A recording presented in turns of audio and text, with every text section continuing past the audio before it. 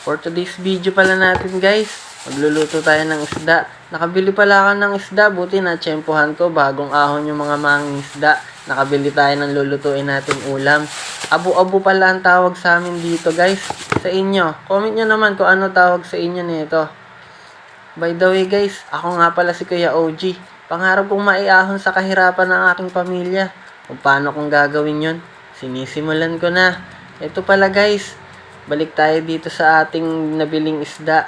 Nilinisan ko lang dito guys, kinalis-kaliskisan ko lang siya. Eto, dati kasi guys, nung bata ako, hindi pa ako marunong maglinis ng isda. So habang lumalaki na ako, natutunan ko na to. At kailangan pa lang talagang matutunan yung mga gantong bagay para ka makasurvive ka sa mundong ito. Dahil pagka hindi mo sinubukan yung mga ganito, hindi ka mabubuhay sa mundo. Magugutom ka talaga.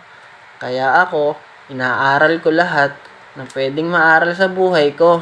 So eto, nalinisan na natin yung mga binili nating isda. So lumabas muna pala ako ng bahay para makahanap ng mga gulay. Ito pala ang spot sa amin. Ginamit ko pala ang aking BMX dito para makahanap kung saan makakabili ng gulay. Magkano At ba eto, pecha? may nahanap na akong mabibilan. Dalawa lang. 25 na lang. Pagkabili ko ng gulay, dali-dali na akong umuwi para makapaghiwa ng mga rekado. Nahiwa ko na rin pala ang ating nabiling gulay. At pagtapos, nagpakulo lang ako dito ng gata.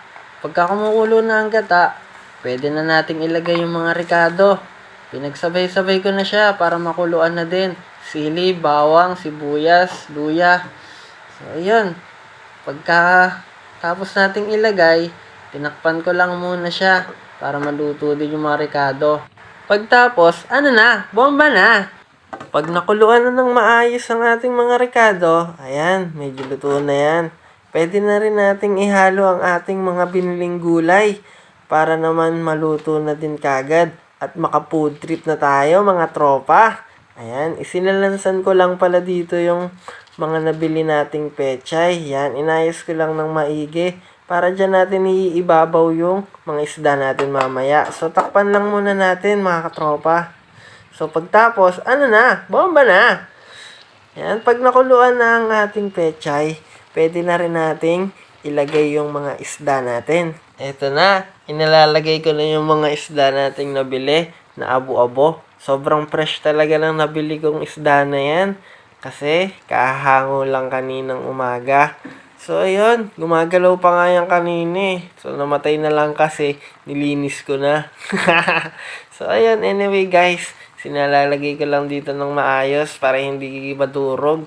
Saka nakapailalim yung gulay natin para maluto talaga ng maayos. So, ayan. Ginataang abo-abo ang ating menu ngayon.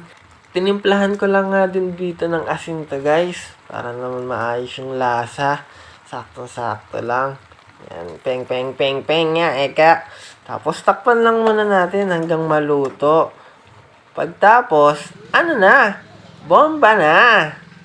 At ayun na nga guys, naluto na ang ating ginataang abo-abo. Ano na?